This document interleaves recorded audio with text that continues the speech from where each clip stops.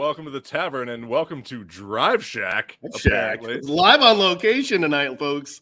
We are at Drive Shack Orlando. How is everybody doing tonight? Excited to be here. Our guest tonight during happy hour is actually me, John, their director of sales, a good friend of mine. We may have some funny stories to tell. We've got some cool info about Drive Shack. So it's going to be a fun episode. We've got a lot to talk about tonight to get right into it. So, Greg, how about we, we also have, Greg, we've got some new intros tonight. We do. So we do. There's some classics in them, though. So there are some classics in there. Yes, we'll go. But we do have a new intro tonight. If I can get my computer to work.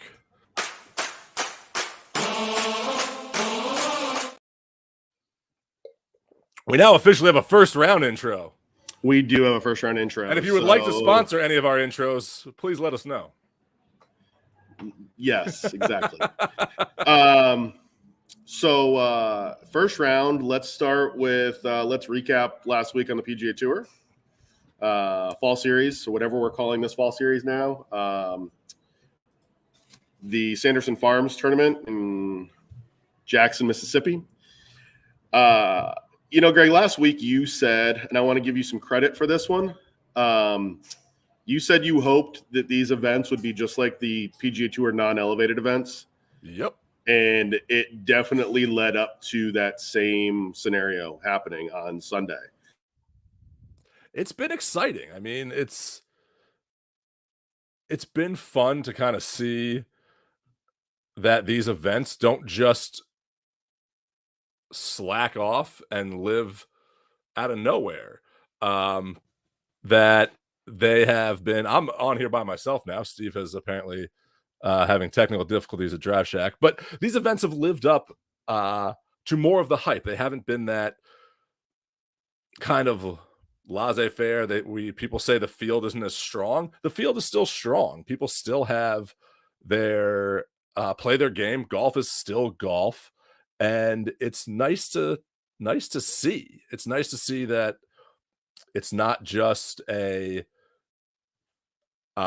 field to kind of fill an event and just see what's going on, and go from there. So, Steve, it's nice to get you back there. It looks like you had some technical difficulties here. So my camera decided to crash. That's all right. Nice. Yeah, you had a Dave moment. So as Bradley would say, I did those. We are live on. Oh no! Hold on. This is who said this one. Yeah. Well, yeah. Watching on his way back from Hawaii. You know what? That's better than last week when he watched the Phillies game instead. That's true. But, I mean, did you watch the Phillies game last night? Because they looked like they didn't know how to play baseball in the 8th inning. I mean, I did send a text message to somebody about not trying to go ahead and, do stupid base running blunders. But back to the game last week, it came down to a playoff between five guys. And the one who... Not the burger restaurant either. No, not the burger restaurant. Not the burger. But it came down to it was basically a Ryder Cup. There was 3 USA and 2 European players. Yes, yeah. And one of them was who you thought was going to have a hangover from the Ryder Cup. And it was. Like I did call him out for having a hangover. Yeah, I said he's going to show up to this, and he did. And he did. He didn't show up on day one this week, and he's playing this week too. He's continuing that hot hand and playing Shriners this week.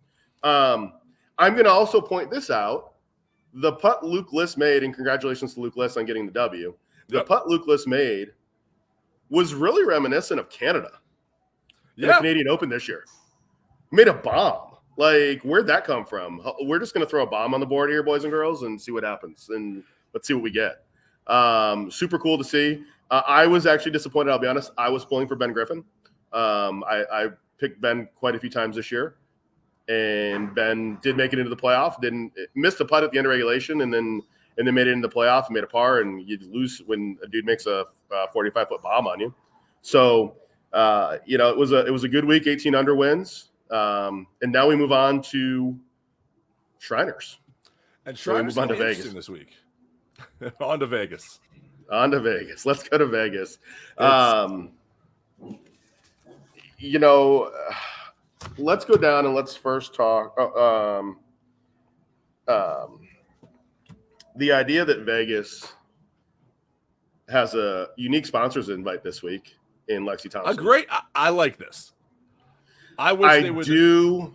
It's probably 2 to 3 years too late though for Lexi. It is, but I wish that they would do more of a kind of combined event where they would not just have one LPGA player in the field, but have a bunch of them in the field. We have that. That's replaced the Shark Shootout because you can't have the Shark Shootout anymore. So that's the new Grant Thornton event that they're doing down in Naples that they're going to do. But that's a team event. Correct. It's a team event. Yeah. I would like to see almost a half field of LPGA, half field of PGA. And even let the LPGA play from like the tees they would normally play from. Like make it a fair field, because they do that in the match, they do that in other things. So I think that would be a fun thing to see, because you would find out that these ladies can play. Correct. And I think it would make it better. And it would also prove the point of that person that said, "Oh, I'd be 20th on the PGA Tour as a 3 handicapper." Oh gosh! Tour, do we have to go? Did you have to bring that up? Like, I thought we were over that. I stopped thinking about that idiot. Yeah, but I want to point out. I don't want to give him any credit. But that's what I'm saying is I want to have this event where you can see more of this and see how the two things. And I think it would help promote the LPGA a little bit more. Right. Yeah. Because I would agree with that. I watch the LPGA from time to time, but it's from time to time. I've gone to a few LPGA events in person, and they're just as fun as going to the guys' events. They just don't have the crowds. They don't have the fan base. But I'm watching the same thing. I've caddied on the LPGA Tour. Yeah. I mean, like, let's be real about it. Like, literally, from where I'm sitting at Drive Shack, about a mile that way. Literally. Yeah.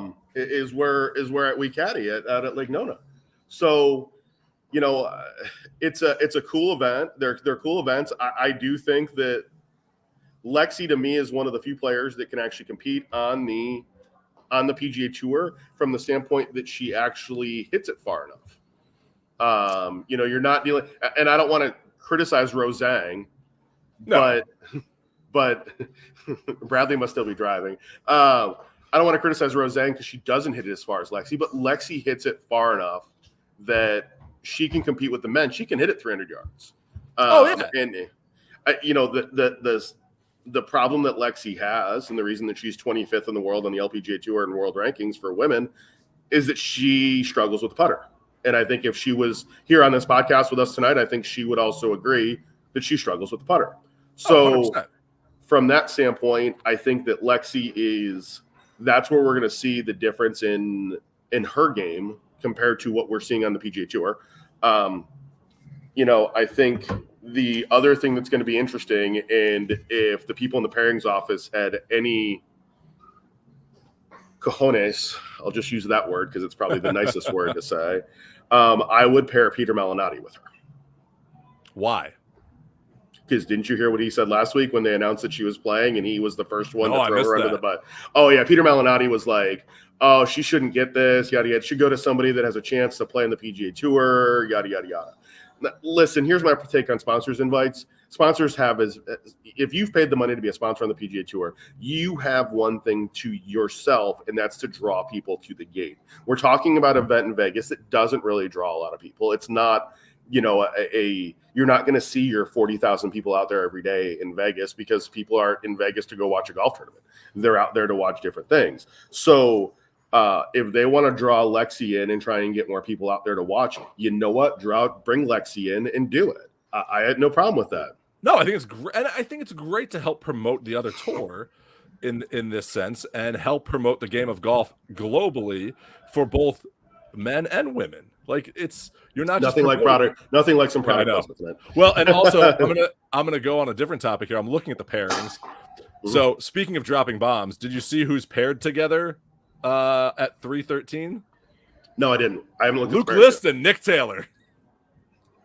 The two guys that drop bombs to win exactly. this year. Walk off city, game over, drive home safely. Let's go. I love that pairing, and Tom Kim is with them too. Well, and I mean, Luke List moves it. I don't know if you've ever seen him hit driver, but he moves it. Tom, that's going to be a fun pairing. Like that would be a fun one to go around and follow because I feel like there's going to be a lot of little side talk in that one. The other thing that we've got is, from a sponsor's exemption standpoint. By the way, you do know that this is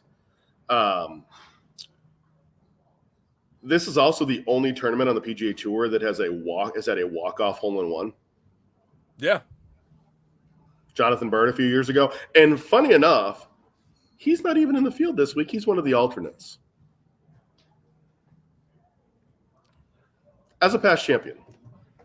So, there's that aspect of it. I did pull the odds up. I was pulling them up on my phone. I pulled them up. Lexi's odds this week, by the way. Yeah. 100 to 1. You know what? I was actually surprised. $100 would pay out. Here's the payout on a $100 bet. To win, it would pay $250,000. How many? Actually, so if she pulled that off, which I mean, to be honest, it's golf. She could. Mm-hmm. That would blow people's minds. Correct. A top 40 is 9 to 1. What's her make the cut? Because I think that's the first thing to overcome. That's not on here. Not on here. Although I was surprised that wasn't on here. A top 20 is 45 to 1. If her putter if she can make some putts, I actually think she could make the cut. There's only been one other woman to ever make the cut in a PGA Tour event, and that is Babe Dietrich and Zaharias. Yep. The first one to do it. The first one, and she's the only one to make a cut. Other people have been close. Michelle Wee has been close. Sorry, don't mind the plane flying overhead. We're right in the flight path of Orlando International Airport here. Welcome to I'd like to thank everybody for flying in and contributing to our economy. But paying your taxes. Paying your taxes, yeah. Pay your taxes. Thank you. I think that there's a really good chance for a lot of people to be surprised this week in Lexi's game. I think you've got her brother used to play on the PGA Tour, Nicholas. He was a former tour player. And so I think you're going to see some really cool things out of her this week. And I think it's going to be fun to watch. And again, if you are the Golf Channel, if you are any of these outlets that are going to be televising this week, it's going to be a draw. It's going to shed light on the Shriners event in Vegas and bring more light to that event, which is what they need. Is it going to be because this is the thought I'm going through my head. Is it going to be like every time I watch an NFL game the past 2 weeks, I have to hear about Taylor Swift? I mean, it might be. I'm not going to say that may not happen. I still think, we need to try and see what we can do to get Taylor on our show. I mean, I think it would help to have the Swifties following us. We'd have to plus 275 to make the cut. Thanks, Dave. I think that I'm excited to see Lexi play this week. I am too. I'm always excited when they have an LPGA player on. Giving some love for the LPGA players. Thank you for that. Yeah. And, I think that it's going to be fun. I actually think it's good for the PGA Tour, especially in a time of year. Like, you're not doing it in an elevated event. You're doing it where, it's a time of year where you can get away with doing something like this. And I actually think it's a good thing to do. If I'm a sponsor, I'm looking at it and considering it and thinking, hey, this actually isn't that bad of an idea. Yeah, I think it's great. I think it should be done more often. I do get the point of you might be taking something away, but I don't think you're taking anything away. There's enough other tournaments out there that someone could get into the field for. And even if I was the one that was just out and Lexi was in, I wouldn't be upset about that. This is 1 week, but I would like to see more of it. I mean, so I would like to see one maybe in the elevated events. Maybe you have one in the elevated events. I mean, my dad just got tickets for the Heritage today, so going to that this year. Nice, very nice. Hey, before we move on and head to happy hour, I do want to give a couple shout outs real quick. John's on his way here to join us for the show tonight. I want to give a shout out first off. We don't talk about it a lot, but I want to give a Champions Tour shout out on a couple of them. One is to Brett Quigley won this past week at Timuquan on the Champions Tour at the Furyk and Friends event. His caddy, Nick Hunter, had been caddying for 38 years on tour and had never gotten a win. I hope he gave him the flag. Filling bones. What? Yeah, I'm making that shit. I don't want, this isn't good for Nick. This is great for Nick. And I want to pass on some congratulations to Nick because that was awesome to see him get that W and get his first win on tour. So good for him. Secondly, I want to give a shout out and I want to call out, and I'm so over this crap happening. Last week during the week of the event overnight, someone destroyed 4 greens at Timuquana last week. And I don't want to pull the pictures up because they made me sick to my stomach. I do want to give a quick shout out. This event is in Jacksonville. We're close to obviously PGA Tour headquarters and the TPC Sawgrass team. The team from TPC Sawgrass and from McCurrick Golf Construction went over to redo basically all those spots that were torn up, and the greens look great on those 4 greens that were torn up. So I do want to give them some love too, because that is one, great teamwork, and 2, you guys pulled it off the week of an event and made it look like it never happened, and that was huge for what you guys did. So kudos to you guys for that. So I just want to give a couple of shout outs here before we move into happy hour. And definitely excited about our happy hour. We don't have odds this week. Dave gave us our odds here. So we've already covered the odds this week. So we're going to move into happy hour now. And I'm going to slide over here. I want to be here, right?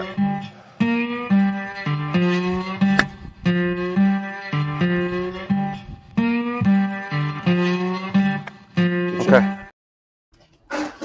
And I'd like to welcome, I'm going to be here. I'm going to do happy hour by myself tonight. So I'd like to welcome a good friend of mine. Someone I've known for quite a long time now. It seems like we've known each other, I feel like, forever. It's been and someone that I will tell you that we never lose in scrambles together. Yeah, I think we're actually, it's like a 6-0 record. I think we're like 6. So yeah, we are undefeated in scrambles here. So this is my good friend John Pilkinton. John, thank you for joining us on the podcast, and also thank you for hosting us tonight. We really appreciate it. So, John, I got some questions we want to go over and talk about Drive Shack. You guys have a cool brand here, obviously, and you've got another brand a lot of people may not know about. So we're going to get into that as well tonight. Let's talk about you for a minute. What do you do, and what do you do here at Drive Shack? And tell us about yourself. So I'm the regional director of sales for Drive Shack. I overlook the event sales departments for all 4 of our locations here in Orlando, our location in West Palm, our location in Raleigh, North Carolina, and Richmond, Virginia. Okay. And, private events, whether they be corporate or social, they're all a massive revenue driver for the brand. Mm-hmm. And it just allows whether, a family that wants to do a birthday party or a bachelor or bachelorette party, or if it's a corporate entity that just wants to do a team building event or something of that nature, we allow them, we have specific catering packages for them and whatnot. We put those together and allow them to have events. We have multiple private spaces at all the venues. So it's a really great setup if you or anybody wants to put something together for whatever occasion. Nice. Now, I was actually here tonight for an event before our podcast, and I will tell you it was an amazing experience. It was a really cool event, something we can get into another time. The reason for the event is it was a great reason to celebrate tonight. Oh, absolutely. You kind of covered my next question, which is how many Drive Shack locations and where are they?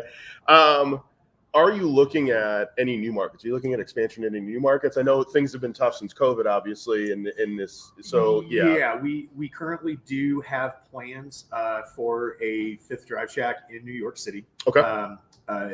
Obviously, can't speak too much to that. Mm-hmm. Ever since COVID, obviously construction schedules, supply chains, they back certain construction dates up. And there's other reasons as to why that's kind of being pushed back that we can go into later. Okay.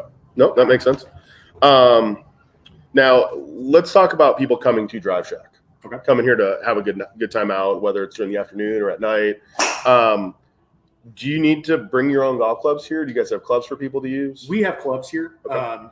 Whether if righty, lefty, men's, women's, and kids clubs, junior clubs. Okay. So I personally always recommend bringing your own sticks when you come out to a place like this, but for whatever reason, if you don't have the means, we definitely offer those. Awesome. Now let's talk about some of this technology. I know one of the games that I love to play out here is Shack Jack. I'm not surprised. You're not surprised at all. Not surprised at all.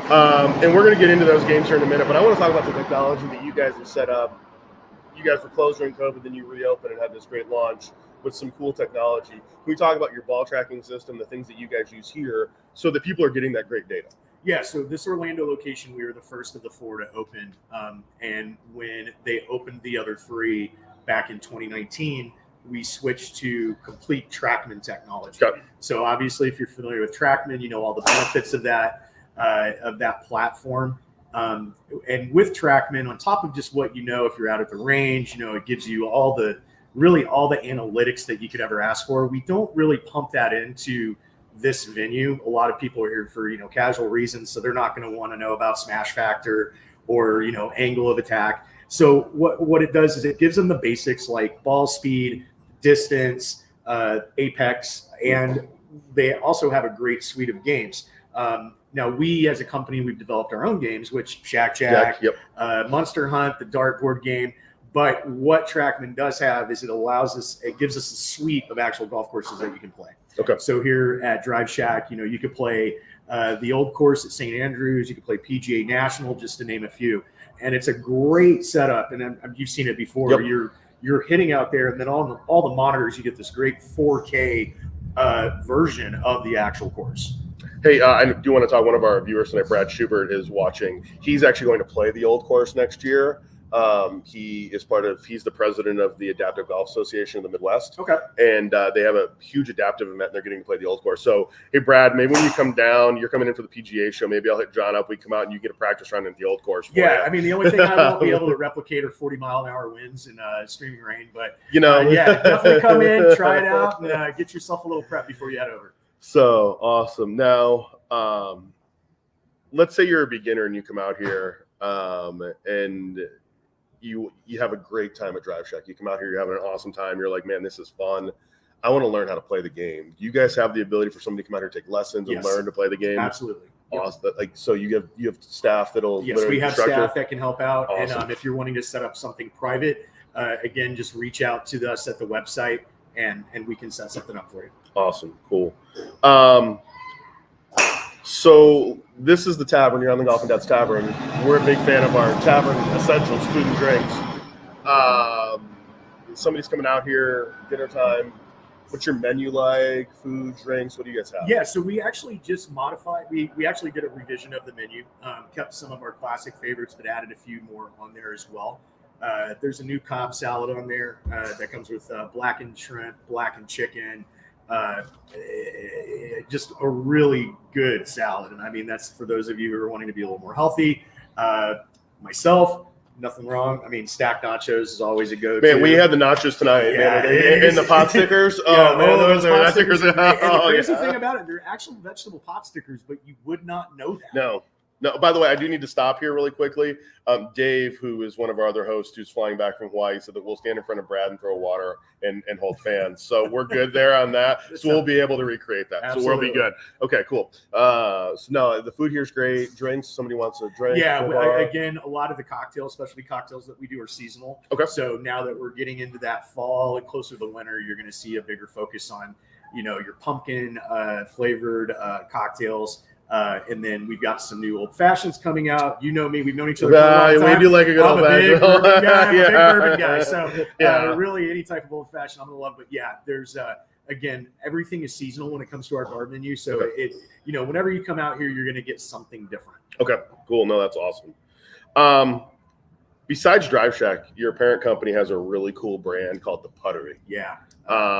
And I've always said when your competitor first launched these, and I've always said we almost need a mini golf idea combined with them so somebody can have a full golf experience all in one location. So can we talk about The Puttery really quick and, you know, where are they located and kind of walk us through The Puttery? Yeah, so The Puttery is a new concept that we have that was launched right after COVID. The first location opened in Dallas, Texas.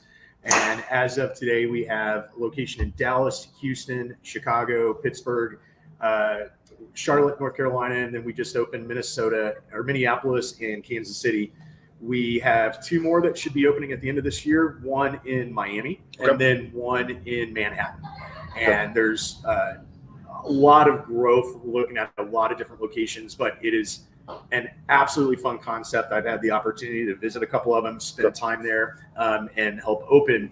And the one thing that makes it unique, and I'm a big fan of all of these concepts that are coming into the market. Obviously you have Pop Stroke, you have Putt Shack, you have all these different types of concepts. All of them are great. I'm huge fans of it, just like with Drive Shack and Top Golf. Ultimately, it's just bringing the game to everybody in their own way. What makes Puttery a little bit different, it is 21 and up. So that immediately that's a differentiator right there. It's definitely geared more towards adults, a big premium on bar, food and beverage, elevated cocktail experiences, elevated food experiences, and then you just have this really cool lounge feel when it comes to the miniature golf. So great technology with it too. You never have to carry a scorecard. Once you put your name in, enter the first score after the first hole, you're literally from hole to hole, it's carrying the score over. You're just entering a new one. So less hands to carry a pencil and pad, more hands to carry a drink or two. Okay. Nice. So when that one opens in Miami, maybe we'll take the new train down and go. Absolutely. Let's go. At 100%. Let's do that because then we can have a couple old fashions on the train. Let's do that. Okay. Yeah, for sure. All right. So let me ask you this, John, personally. What either at Drive Shack or at Puttery, what's your favorite thing to do? Really, at Puttery, the few times that I've been there, it really has been enjoying the food and beverage experience. It's really good, but it's also, it's interactive entertainment. So there's something to do, but you don't feel like it's necessarily golf themed. It's just an amenity that's there. With here, it just provides a casual golf experience. Sometimes, when I'm here and I'm playing, or I'm here with friends and family, and I want to, have buy a cocktail, I may not want to play, St. Andrews. I may just want to, play with some friends that maybe aren't as skilled and create come over a with me and play Shack Jack. Play Shack Jack. Like, I'm in. I'm gonna let you take all the money. But, no, I just really enjoy the more casual setting for it. I play a lot of golf on the course, so this experience, it's just more casual. It's more laid back. Now, I'm going to tell a personal story. John and I actually were lucky enough. I have to tell the story because it's really one of my favorite stories about John. We went to Vegas together on a trip for the Super Bowl of golf. The first time I went, John was part of our team that won, and so another guy on our team and I flew out on Wednesday. John flew in on Thursday, and overnight Wednesday night. John doesn't like to fly at all, dude. No. John doesn't like to fly at all. And overnight on Wednesday night into Thursday, we literally had a windstorm blow into Vegas. And I got up Thursday morning with another guy, and then a friend of mine who lives in Iowa was in town, and we drove up and played Wolf Creek in 25-mile-an-hour winds with gusts to 50. John was trying to fly in, and how many times did they try and land that plane? It was the fourth attempt. They actually landed it, and then they grounded all flights after ours landed for the remainder of the day. Yeah. And John drove home. I drove home. He did not get on the plane. Kidding. We were all supposed to be on the same flight back. He was not on that flight. It's not my proudest moment, but it was pretty traumatizing. And we're in Central Florida, so he drove from Vegas to Central Florida. I will say this. It worked out pretty well because I was able to get an extra 2 days of vacation, was able to squeeze in some golf in Texas on our way back. And you didn't ride by yourself. Your lovely wife. I was with my wife. Yeah, so your wife was with you. It was so a lot of great time together. Yeah. But it was.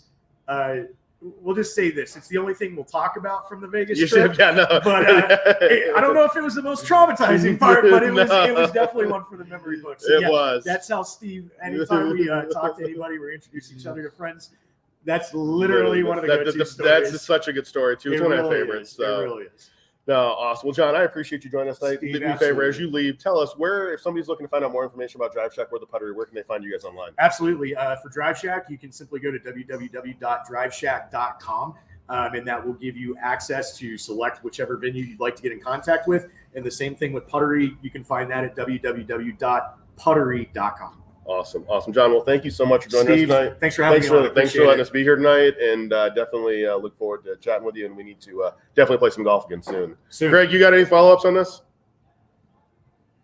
Oh, Hold on, Greg. Way to call out a traumatic flight experience for the guy. You know, it's still a funny story. So For the ones telling it. I will say I had the same experience flying into Orlando for the PGA Merchandise Show one year. I think we landed sideways because there was a gust of wind right where you're sitting right now. So yeah, probably. So awesome. Well, thanks, John. I appreciate it. Thank you. Cheers. Cheers. Steve, you need to load something, by the way. Hold on. That was a great shot of your. You need to load something, by the way. That was a great shot of your armpit too. Oh, you're right. I do need to load something. I haven't sent that in yet. Hold on. I'm sure the visitors loved the armpit. I don't think that's what you want for the smack of the week, though. No, they don't want that. I've got this one. This one's going to be good. Hold on. Let me send this here really quick, and we're just going to do this. Well, with that, what I'm going to do is I'm going to show the old intro.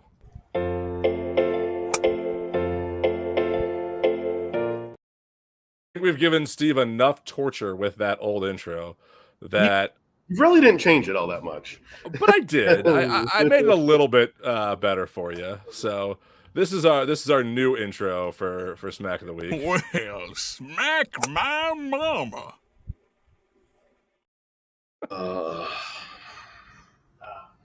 All right. I just like the voiceover. Well, here's this week's Smack of the Week. Video file. And here we go.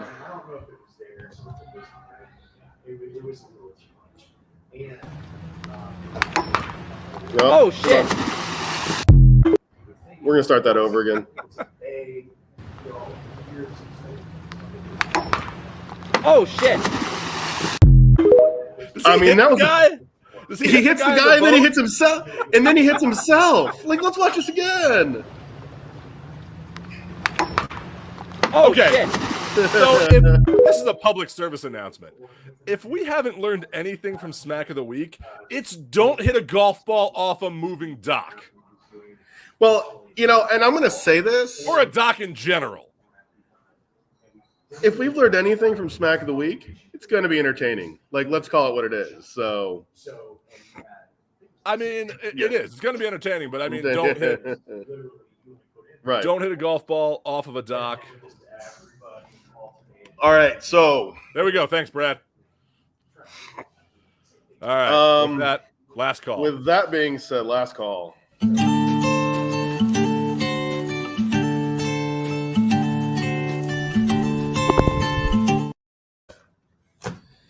And I think you all know what this topic is going to be here in the last call tonight. There was some breaking news this afternoon, and obviously we're going to talk about it because it's breaking news in the golf business. Liv was denied official world golf ranking points. Surprise! And, you know, I've got some. Does it matter? I'm going to say this. It does. And I will get to the why. Okay. And there's only one reason why. Now, I want to go over the why first. Yeah. And why they were denied. And this is, to me, the glaring part that they should have known from the beginning. And that was, and I'm going to read this. Said all along. What you're about to say, we have said from the beginning. So I'm going to read to you what the rules entail right now. And that is, first off, official War Golf Rankings essentially presents a picture representing a 2-year rolling 104-week period. So 2 years, literally. Ranking points for each event derived from each tournament's total field rating. Ranking points are then weighted to give full value to the most recent 13-week period to place emphasis on most recent play. Now, here's where we have, they require you to have official World Golf Ranking points have long been based on 72-hole events with a 36-hole cut, a field of 75 players minimally, and those that hold qualifying play for both the tour itself and each individual tournament. Now, are there tournaments on the PGA Tour that you cannot qualify for? yes, the Players Championship, you cannot go out and try and qualify to play in the Players Championship. You can no longer go out and try and qualify to be in the elevated events.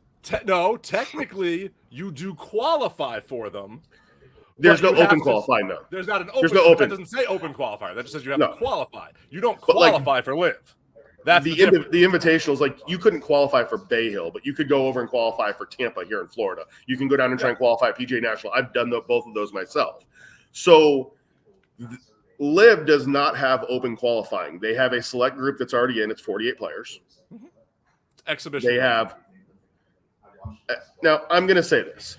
Do I feel like, and this is where I think the first question we have to ask, are the fields as strong or as deep as the PGA Tour?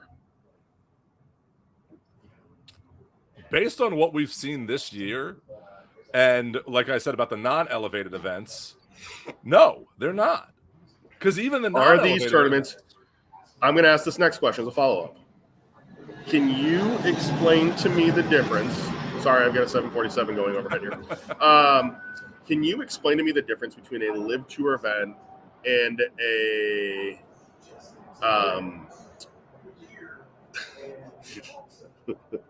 hold on.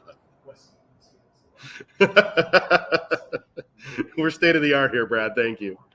Can you explain the difference between a PGA Tour event, a Live Tour event, and a Champions Tour event? First of all, age of qualifying for it. Phil Mickelson's on the Live Tour. No, but I'm saying, but he can be on both. But what I'm saying Right. is some of the players on the Live can't qualify for the Champions Tour. The Champions Tour is a tour after the PGA Tour, after you've played or have reached the age of 50. You can still qualify for. They have qualifiers for. That's the difference. Is they have qualifiers for those events. So they do play less holes, but they do have qualifiers, and they meet most of those requirements that the World Golf Rankings asks. And they have more than 75 players. But here's the funny part. They don't have 72 holes. No, they don't. But they also don't have something that Live doesn't have, and that's official World Golf Rankings. They do have World. No, they don't. Champions Tour does not have World Golf Rankings. So they have the same thing. So it's the same as Live at this point. But that's the good point. Is that it is missing one of those main qualifiers. But here's my take as to Live. And does it matter? Okay, you've asked the question, does it matter? The problem that you have is you have players in the Live Tour that should be playing in the majors.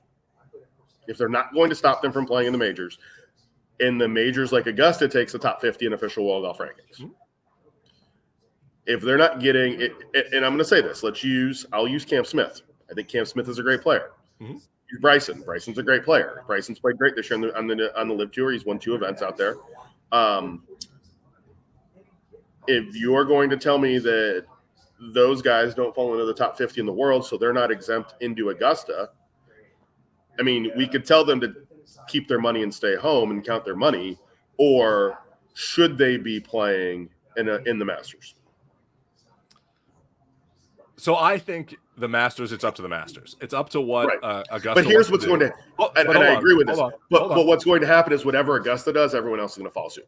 Well, that's true. But here's the thing: what Augusta does is up to Augusta. They are not run by the PGA. They are not run by. They are an independent tournament that is every year. So whatever they decide, which is kind of what happened this year, they decided to let certain people into the event, and that followed suit for the rest of the majors. It really did. Right.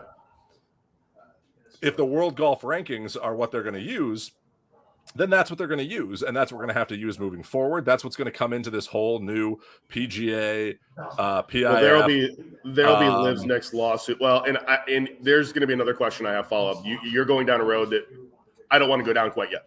I know, but what I'm saying is I think that, like, if you want to get into these events, like, you have to meet what their requirements are.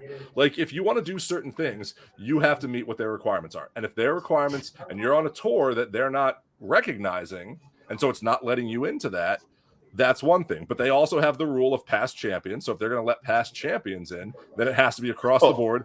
Anyone who's a past champion that meets the qualifications should be able to play as well. So I'm going to throw this idea out there. Do you take the here's the question.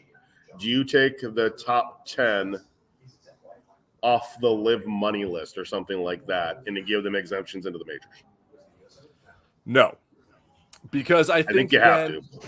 But I get where you're coming from. But I think you're creating a way that like, oh, I'm on a tour that has more people, so you're gonna force people to then try maybe to go to live because I have a better chance. I have to get into the top 10 out of 45 versus getting in the top 50 out of 172. So your odds actually become better. So that creates. Do you that creates something figure out what the percentage is and then just do it that way? And so it's straight across the board. You're giving the same percentage of players. I actually think 10 is, you're looking at what is at that point almost 20%, right? So you actually have better odds on the PGA Tour if you. You actually have better odds on the PGA Tour if you said the top 10. If you do, but I think what you do is you let this year play out. I think you say past champions are allowed in. Maybe you say like some live with like what you're saying with top 10 this year, but then we're going to reevaluate next year when everything kind of changes and things are brought over to the PGA side and things kind of merge together, because I think that's going to change this dynamic. I think it's going to change like, hey, maybe you can play on some live events, but you're also going to play on some PGA events. Maybe the live season is at a different time of year than the PGA is. This is going to be the questions they have to answer for that. Steve, what is going on in your background there? Because they've got a little. They're cleaning up. They're cleaning up from the event tonight. They're trying to shove you out. They're trying to get you out. Yeah, no, they're not trying to shove me out.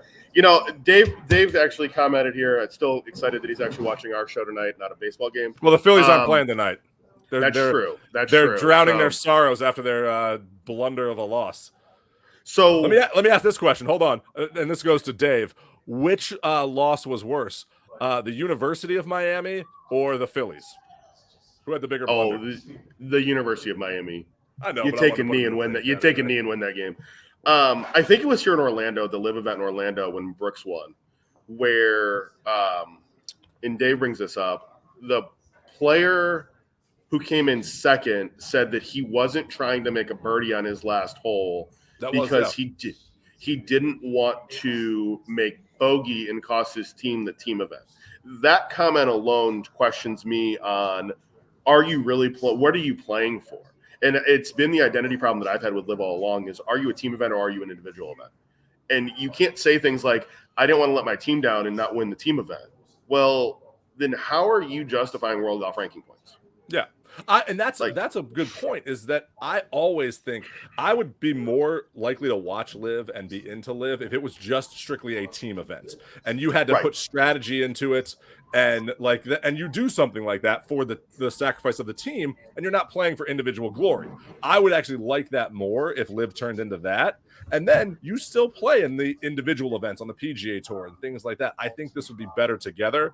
I kind of think this would be good, like the USFL and the XFL merging together. I think that's a great thing that I think should happen here. Right. Now, there's some other things that need to be discussed. What does live do now if you're live? Well, you're getting rid of Norman. So... And I guess that leads into my next question. They are. No, well, that's okay. Happening. So, is the tour negotiating in good faith? Because there were some over the last 2 days.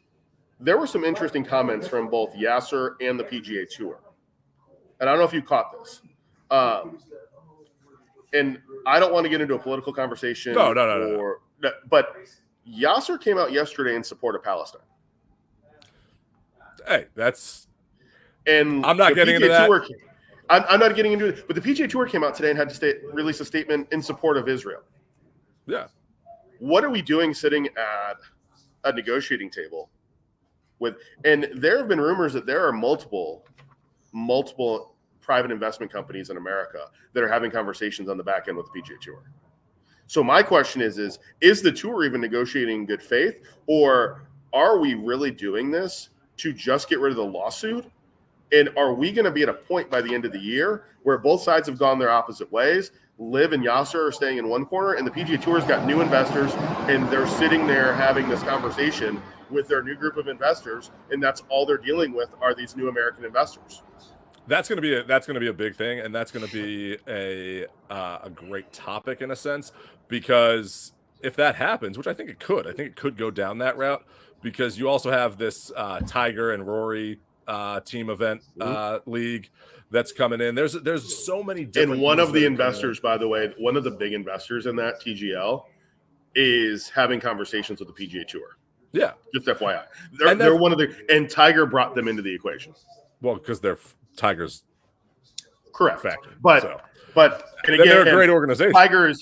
Tiger is de facto PGA Tour commissioner, as he's been put. Oh, 100%. So with Tiger being de facto, I think the question is the tour negotiating in good faith? We don't know that answer. You and I aren't sitting at a negotiating table, so we don't know. And where does Liv go? Like, does Liv start the whole PR campaign again of smashing the World Golf Rankings and how the World Golf Rankings are bad and this, that, and the other? I hope Liv learned from what happened with the PGA. Is you need to figure out a way to either accommodate to what it's their rankings. So, I mean, to be honest, it's like college football rankings at this point. It's just who's ever at the top and picking there. It takes a while to get. I think all rankings need to be revamped and worked out a little bit better. Yep. But I think that what you need to do is look at, okay, do we need them? And if a player wants to be World Golf Rankings to get in those kind of events, then they need to think about what tour they're on, where they're going, or do you want to be on Liv? And I think this should have been the thing from the beginning. Liv should have been an entity, not try to take over or fight the PGA. Be your own thing. Have an identity instead of the identity of I want to fight this tour, which is what Greg Norman gave you, which I think was completely wrong, because I think you could have a good product there, but have your own identity and don't be I'm going to fight someone else, because to be honest, Coke and Pepsi have a rivalry, but they don't literally fight each other. They're not. They know they have two different brands, and they're two good brands, so they can live together. That's what we need more of. And if you want to do that, I think you need someone to come in, take over for Greg Norman and say, hey, we're going to rebrand and redo Liv and make Liv look better if you're going to go off on your own again. Because I think you could do something with that. But you just came in and just decided I'm going to poke the bear and then keep poking the bear. And that was the worst thing. I think that doesn't help you grow, because you're taking, if you want fans like us that love the PGA Tour, you should be like, hey, you like the PGA Tour? Come watch us too. Right. And I would have been like, yeah, I don't want to watch you because, hey, you didn't focus on making it a good product. You focused on trying to say, we're better than the PGA Tour, but we haven't done anything to prove it yet. Greg, it's like you say, you're still playing golf. Exactly. And golf is golf, and we're junkies, and we're going to watch golf whenever we want to and whenever we can. The problem is, I think the one question you asked when we started this segment is, does it really matter? Yeah. I think it matters 4 times a year. It matters to those players that want to have that. And here's the thing. If you wanted to be in the majors and be in that PGA Tour thing, you shouldn't have left for Liv. I don't have any bad faith to a lot of the people that left for Liv, because they've been honest now at front. I think they were kind of persuaded into saying, "Oh, I'm not going for the money," but they went for the money. Like even Brooks has said it now. Harold Varner, I've loved since the beginning that he's said, like, "No, dude, I left for the money." Like, anyone tells you otherwise is lying to you. Yeah. Like, that's fine. It was this infighting and saying this is better, saying this is what it, like, that's why I didn't want to watch. Yep. And you didn't focus on making it better. You focused on that fight versus actually putting together a good product. Right. And that's what happened. No, I think that's a good spot to be in. I think there's some, it's going to be interesting over the next couple of weeks. I think it'll give us something to talk about over the next couple of weeks here on the podcast, because there's going to be some comments that are said. Obviously, it was very new today, and we're going to see where this goes and what the comments are going to be. We got a little bit of time left, Greg. Do you want to? Let's go to the 10 things that golf traditions that need to change right now. This was a topic from Golf Digest that I like. I like this topic. I think there's some great things in here. Number one, paying for everyone's drinks when you get a hole in one. What do you think of that, Steve? Here's the thing on this one. A double eagle is actually harder to make than a hole in one. There's no tradition for that. My dad has made an eagle and a double eagle. I've made 2 double eagles. I still don't have a hole in one. Course. No, mine were in 2 different states. I actually don't think that this rule is why, if you've hit a shot like that, you got to pick up the tab. If you make a hole in one and have to pay the bar bill, I'm still dumbfounded by that. They should be putting you in an Uber to get home after you get done, after you make a hole in one. I'm just going to say that, and we'll leave it at that. So I like the way some country clubs do it, like Carlton does it this way, where you buy into a hole in one club, and then there's a pot. When you make a hole in one, anyone that's in that club, not anyone, can come and get a drink out of that tab. And I think if they do that, they should have to come and congratulate you to get the drink. They should just come to the bar and take their drink. They should come say, hey, congratulations. Hey, when we were at Carlton the week of the Masters, Dwayne made one in front of us. Yeah. Dwayne makes a hole in one. It still cracks me up. So, but I think I like that celebration. I like having that, and I like that you pay in and then you have a tab. I don't think I would, if I made a hole in one, I would pay for the group I'm playing with. Correct. Even if I don't know them and I was paired with them, that I would pay for. I don't want to pay for the whole course. No, I'm not paying for the whole course. But I also think people should buy me drinks because that's awesome. Like, I want to buy someone, if I'm playing with you, Steve, and you hit a hole in one, you should buy me a drink. But you know what? I want to buy you a drink to say congratulations. Correct. All right, next one. Not being able to change your shoes in the parking lot. I think that if it is a private course, a country club that has that rule, that's a good rule. But have a locker room where I can change my shoes. Right. Like, if you have a nice and I got no problem. You're right. If you've got a nice locker room, I got no problem with that rule. If you are a resort course or a muni, or you have that rule, and like there's somebody there that's the parking lot Nazi, like, no, we're not going to play that rule. Like, you'd have no.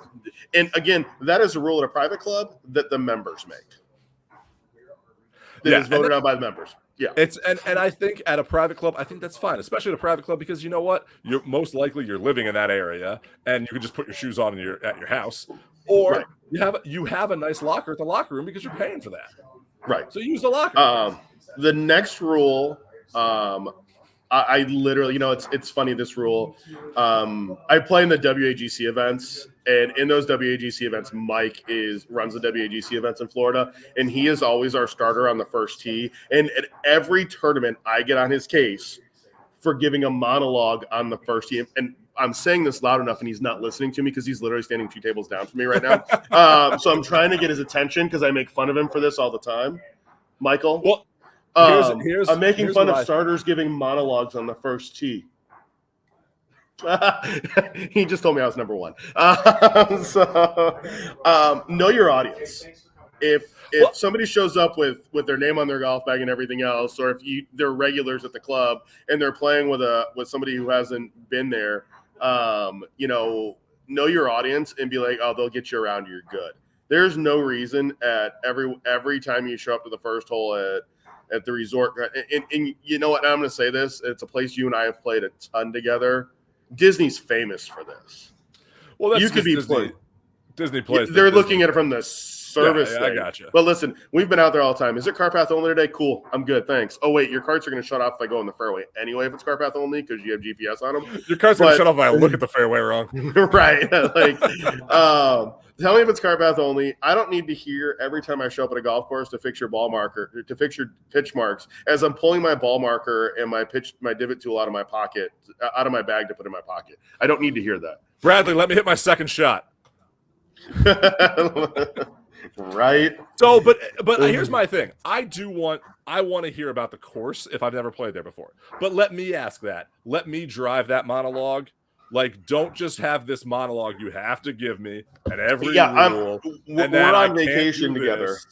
Like, we're on vacation together. We go to Vegas and we're playing a course we've never played. Hey, Mr. Starter, Mr. Joe Starter, hey, tell us about the golf course. What do we need to know? If someone asks that question, I want to hear the monologue. Yeah. But if I'm not asking that question, I'm walking up to the first tee. I got my driver out. I got a tee in my hand and a ball in my hand.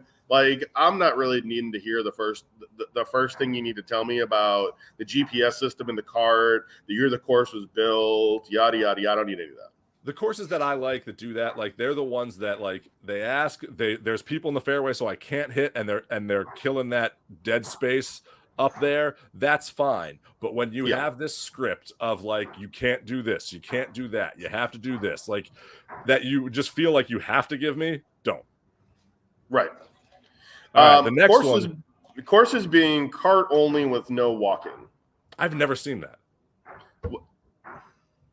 You're being sarcastic, right? No, I've never seen a place that says you can't walk. Disney. Well, that's a resort course. That's like most of Orlando is that way. Most of Orlando's that way. Because most of Orlando golf, Disney's one of the worst at this, makes like 5-minute tee time separations. Correct. Yes. And they're golf factories. Yes. You can't. Yeah, they're just trying to fit in the demand that they have. Yeah. Like, I do think. Now, here's the other thing here in Florida, though. The golf courses, because of the space that they're on down here, with them being so spread out a lot of times in communities, you run into a problem because we are the lightning capital of the world, especially here in Central Florida, that you need people in carts in order to get them off the golf course sometimes. And that's where I think I got no problem with that. is a local rule. And once again, I will say this. If it's CPO, the 3 worst letters in golf, I'd rather walk with a push cart 100% of the time. Let's go. Oh, 100%. I'd rather, I've played with people that, like, if it's cart path only, they won't play. Like, and I'd rather, I like walking. I'd rather walk a lot of the times, but there's courses out there that that we've all walked that you're like, no, I want a golf cart next time because this is the craziest walk I've ever seen. Yeah. All right. Club employees not allowed to accept tips. If you're paying your employees enough, I'm fine with that. If you have a rule behind that, but you know what? I want to tip. I'd like to have more ways than cash to tip somebody because I don't always have cash. I also think, and I'm going to say this from a tipping perspective, I really feel like people don't tip enough in this industry, and golfers don't tip enough and when they get to the golf course, and so I'd rather tip the cart guy $20. And you and I have worked in the service industry most of our careers, and that's and for anyone that works in the service industry, we know that, and we want to take care of, like, I'm going to tip better at a restaurant, especially if I get good service. If I get bad service, then I'm not going to tip as much. But I'm also, if the course, this is where I think people do this a lot, and I think this is bad. When the course is maybe not in the best shape, or there's something with the course, you don't tip the cart guy who has nothing to do with that, but he washed your clubs and did all and carried your bag. Like, that's you tip them. You tip the caddies, you tip the cart girl. There's a guy I play with that when he goes out every time, even before he gets on the course, if he finds the cart girl, he's like, hey, I'm going to tip you so I don't have to tip you while I'm out there playing, but I'm going to get beers and stuff from you. I'm going to tip you in advance. Like, I think it's a great gesture. But you know what? That does? That also makes sure she stops. Yeah, she stops every time. Yeah. Oh, it's a great thing too. So. Yeah, it's a great philosophy. Next one, the honor system on the golf course. Play quicker. Now here's the thing. You and I have played a lot of golf. You know how I play. I know how you play. Yep. The only time I will not like. I play with some guys. You don't step on a birdie. That's just bad juju anyway. Like, you're just not going to do that for bad luck reasons. I'm not going to step on a birdie. Don't step on a birdie. Other than that, go ahead and get if you're not stepping on a birdie or an eagle, get up there and hit it and let's go. I don't really care. You got par or worse, play ready golf. If you got a birdie, I'll even do it. I'll be like, hey, birdie man, you're up. Like, you go. Well, and a lot of times we'll get up and tell people, listen, shorter hitters. Wow, that was almost a really bad for you. That was almost great. That was almost. He's going to hit it off the shitter. we'll tell the shorter hitters in the group, hey, go ahead and hit. Well, And we here's the can't. thing, So go ahead and go. If I'm the one with the birdie and they're like, birdie man, you got to go. I'm like, hey, if you're ready, go ahead of me. I want to stay on a rhythm. Don't yeah. Now this is something. The next one is something that I think we all fought as kids playing golf, and that's juniors not being allowed to play at certain times. Juniors get a bad rap in this game from, I'm going to say, retirees. I'm going to be nice about it. As a kid who grew up being a decent golfer and would go out and play first thing in the morning, there would be people that wouldn't let us play through because we were kids. And they would be in the first group out, and we'd be standing there waiting on them at every single shot. And because we were kids, they wouldn't let us play through. We are all the other problem the same game. Correct. Now, here's the thing. Do you need to make sure, as running the club, now this goes back to courses needing golf cart only. Obviously, if you've got juniors with parents, that's a different story because you got parents driving the car. And if you're a parent of a child, and Greg, has yours been on the golf course yet? For a round. On the golf course, but more mini golf yet. But he's been on the regular golf course. So my kids have gone out with me. We will take them, and they will play, and they'll hit a few shots. And if I see we're holding up play, they'll pick up and keep moving, and that's what we'll do. And that's literally what you do. I saw the comment. I'm gonna put it on. Yeah. I gotta put it up here just because it's making me laugh that hard. But here's the thing: we're golfing dads here, and I was taught the game from my dad, and it's my grandfather and my dad taught me how to play. Yep, it's passed down from generations, and you're taught the rules and the etiquette, and I think that's a great part of the game is the etiquette, because I think this is what the first tee does. It builds etiquette in people. So junior golfers need to understand and know the etiquette with it, and they're not bad at it. There's stuff we have speakers and stuff and out on the course, and we don't do it when we're at private courses or things like that. But when we're at a local course, we do it. It's fun. Sometimes I do. It depends on the group that I'm with. Yeah, it depends on the group that I'm with. It depends on who you're with. But what I'm saying is there's part of the game but the etiquette is always still there. And I think that's a big part of this game. And I think etiquette goes both ways. That's where they need to be more respectful of junior golfers, and junior golfers need to be respectful back. I know an awful lot of juniors that will they could win club championships. Exactly. But what I'm saying don't tell is me that they can't play if they got game. You're not being respectful of them because you're just thinking that they're kids and they're going to act like kids and stuff like that. They're out there to play the same game you are, the same way you do, and probably sometimes better than a lot of us. So I am not for this. I do like when private courses have members can only bring guests during certain times. That I completely understand because members should get the first choice of play. Right. Correct. That I get. Now again, this is also at a private club rule. If you are a resort course or a muni and you're limiting when juniors can play, just grow up. The next one is everyone in the group playing the same tees. Play the tees that you should play. Don't play the tees that I think this game would be so much better if we got out of the stigma of play your handicap.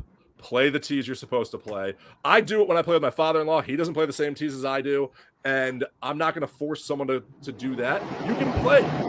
I'll tee off first, or he'll tee off first. Just play the tees that make your game better. I feel like I'm in the tower with Maverick buzzing. I do feel like that. I do feel like the tower just got buzzed there. So I'm gonna add one onto this. If you've got play different tees, I'm okay with that. Play to your skill set. But if you have two people in your group that are playing the same tee boxes, they need to ride in the same cart. Yeah, no, that's a good point. Put people in the carts together, do match up like that. That's fine. You want to know the easiest way to slow up play? Husbands and wives riding in the same cart when it's a foursome of husbands and wives, and the husband is riding with his wife, and both of them, because they go to the one tee and then they go up to the next tee, and you are just literally holding up play. It is literally a pet peeve of mine. Fine if the two carts are together, the guys get out and hit, you move up to the next tee, the ladies get out and hit. But be ready to hit. Don't take your time. Don't No. It can work. It doesn't happen. Yeah. But it doesn't happen. It doesn't. No, it doesn't. No, it doesn't happen. It doesn't happen. Yeah. You need to start from the back and work forward. This one is an interesting one. This is a private club scenario. Expecting that the member will pay for you. Never expect that. Never expect that. Never. And you should always offer to pay. 100%. 100. Like, it is one thing if you've got a rule like, Greg, you and I live in the same city, and I'm a member at one club, and you're a member at another club. And we have this, pay for you, you pay for me. You pay for me, and we have a standing rule. Like, I'm okay with that if you do that with your buddies. And that's one thing, because you're going back and forth, and it's a back and forth thing. So you're getting to play a different golf course. Because one of the reasons that I don't really ever want to join a club is that I don't want to be pegged into just playing one golf course, if that makes sense. No, it does. But, is it a club rule that, never expect? Sometimes it is. Sometimes there are clubs that have only the member can pay, but you know what? You should then pay that member back. Correct. And you should always be offering, and let the member tell you no. Yeah. It's a great gesture if you can take someone out and pay for them, and I think that's awesome when people do. But you shouldn't expect it. It should never be expected whenever you go anywhere. Last but not least, private clubs not accepting credit cards or cash. That goes back to the last one, and that's why that rule is sometimes there. Now, but here's the other thing. Here's the other opinion. My other opinion on that. The word private in there, to me, says they can make up that rule. Yep. And it's a rule amongst their membership. This isn't the club pro and the director of golf making this rule. This is a membership committee making this rule, and they're enforcing the rule, and it's voted on by the members. And if the members agree to that, then I get no problem with that. You understand that. It goes back to what we were saying about the live in the PGA. Like, if you have a rule for this organization and for the World Golf Rankings, that organization can make that rule. Like, that's their right to make this rule. So I have no problem with this. It sucks when you go there and you're like, hey, I want to buy something at the club shop, and now I got to ask the member to put it on their account, and then I got to pay the member back. It creates that thing. But you know what? You invited me out there. That's awkward. It is. But I'm a guest. So you know what? That's not my privilege to do that. So you let me play the course. That's awesome. That's all I can ask for. So I'm okay. Now here's my only question with that. Let's say it's typically Mondays. Private courses are closed for maintenance or whatever. They're hosting. They host a lot of tournaments on Mondays for outside play. Are they letting the outside play come in and use credit cards? Like if somebody wants a yardage book or something like that. You know what I mean? If they allow it, they allow it. If they don't, they don't. Once again, it's up to them. That's their rule. There's no public course that's like, oh, we don't take credit cards, and you have to have an account with us and stuff like that. Like most of them don't. There's a lot of them down here that stop taking cash and they're plastic only, making it easier on them. But that's a nationwide thing ever since COVID. Yes. Like cash is becoming a thing of the past. Yeah. All right, Greg. So I'm going to throw this out there. We covered Golf Digest's 10 rules. Give me one more from you.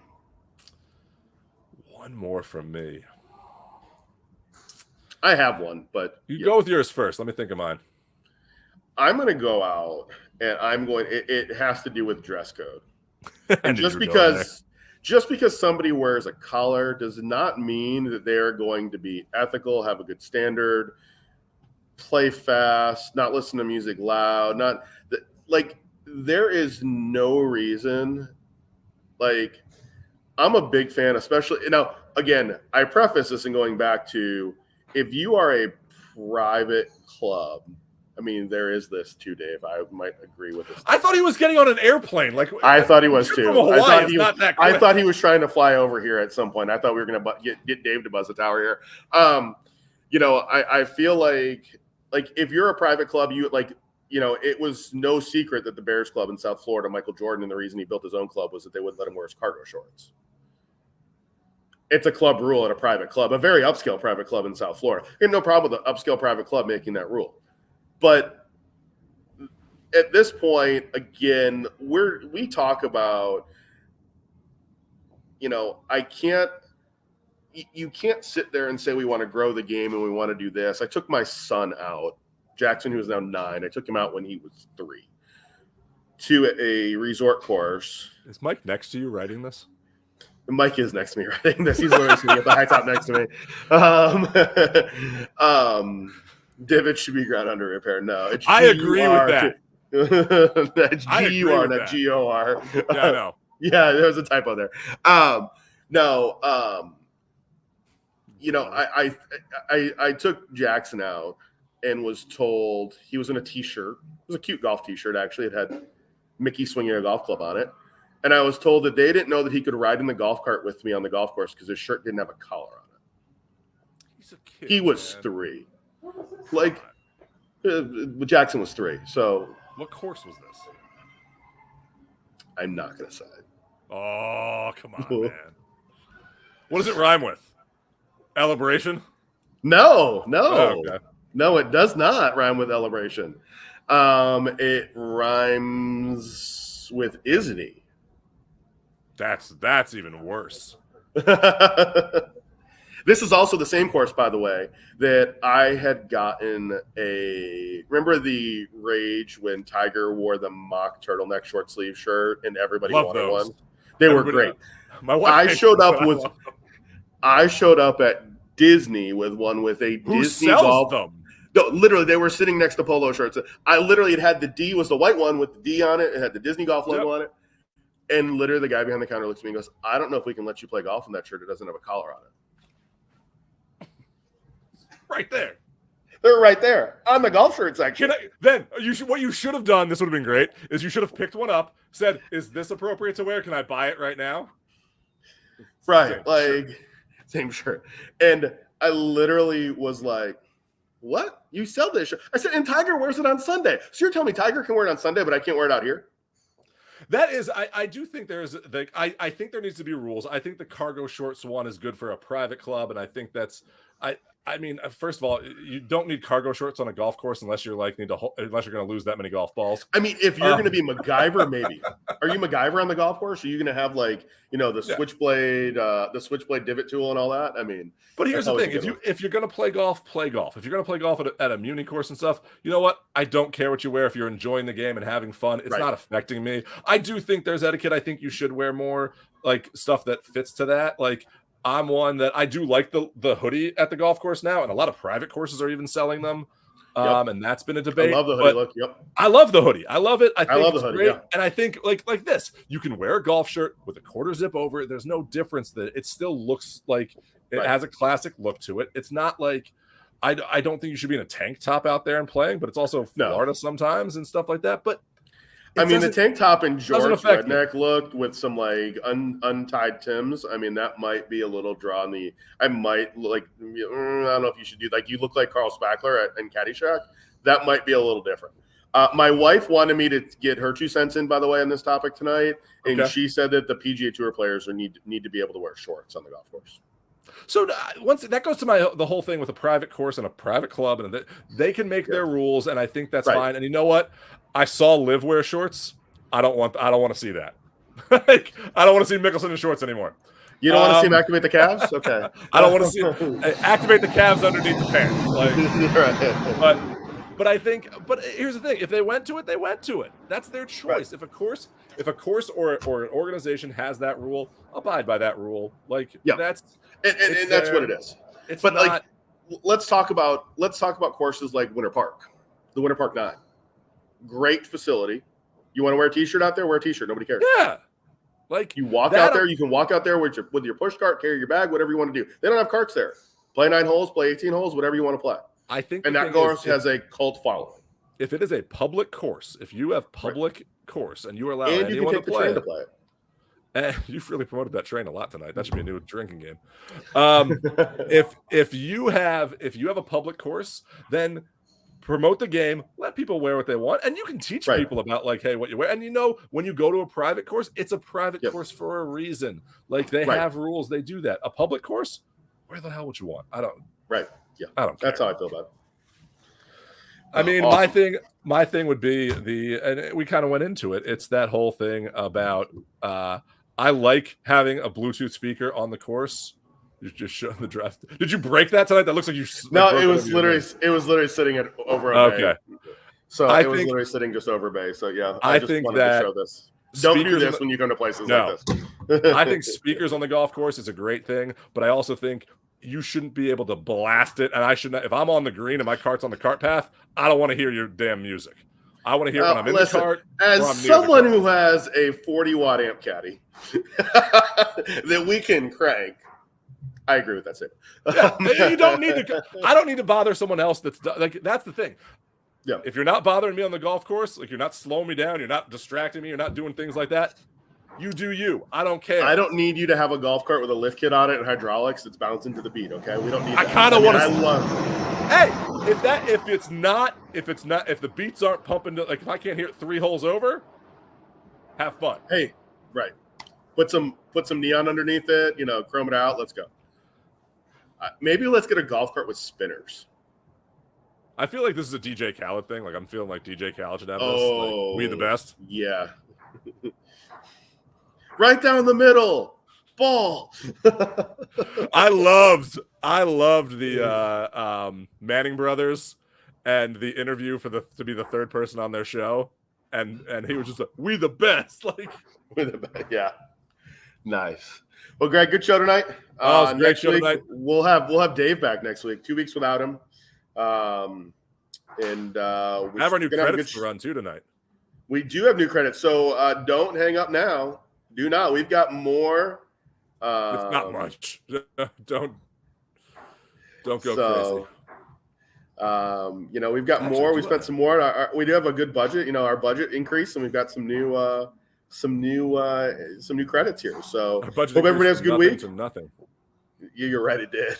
So hope everybody has a good week, and we will see you next week. Don't forget to tip your bartender. He talked about growing the game and doing some different things. Oh, nice. And I want to bring Craig and Talatech. You guys talk about growing the game.